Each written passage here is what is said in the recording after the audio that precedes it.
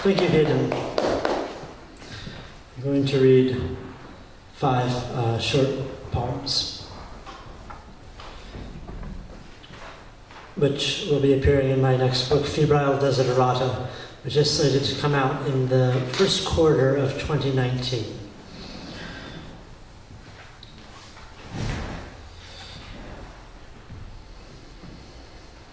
Wilhelm's Scream. Every breath is both a curse and a miracle. Oxygen somehow filling alveoli having just closed themselves, fully resigned to the possibility that it may be the very last time. I open my mouth to scream, but nary a shriek of my own comes out, just a stock sound effect. My life becomes a trip to the movies, originating in the 1950s and spanning decades until it reaches the closing credits. The audience files out as my image slowly fades from the projection screen to be gradually and thoroughly forgotten.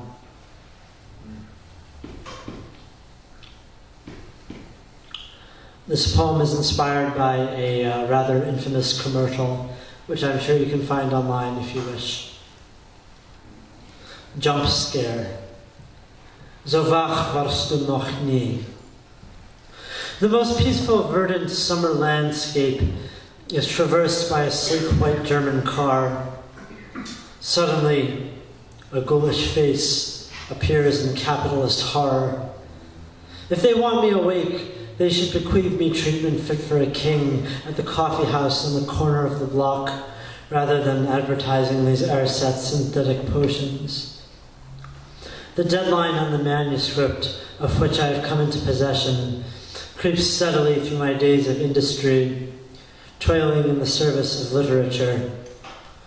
The generation tree presides over the rituals of birth and death, bountiful in its leaves and apples.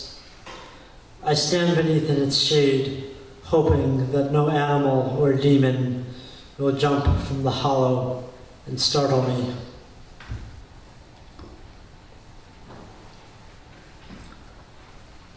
Literary warfare. Minding my trench, adorned with kepi or tzapka, I am the faithful soldier of expositions and denouements.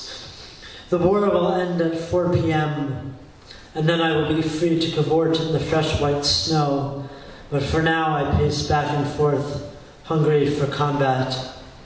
I am the grenadier of the library, throwing spades covered in ink to pierce the heart of the beast of ignorance, to shepherd the illiterati into erudition.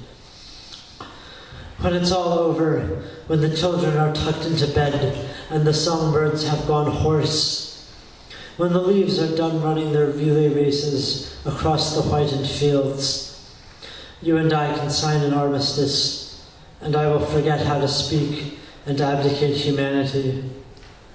I no longer know the meaning of time.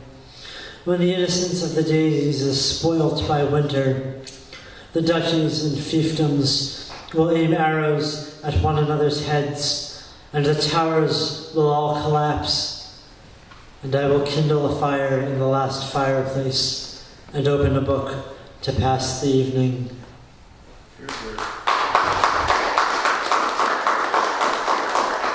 Thank you. The undying desire of the spirit to escape the chains of a tedious mental commonwealth. From chaos, order. Societies and governments form from the pale, off-white fold of the paper, and occult organizations practice their magic among the thin, wan trees. From order, chaos. The more powerful the mind, the stronger the desire to destroy itself.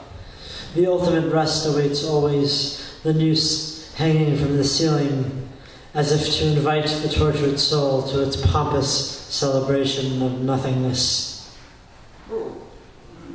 And I wrote this today. I shaved my beard off yesterday, and this poem is apropos of that. Gravity.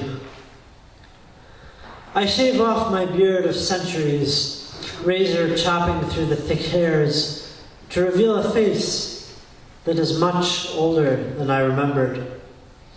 Now that the scruff is gone, I can see the lines that have formed as my skin has finally given in to the unyielding pressure of gravity.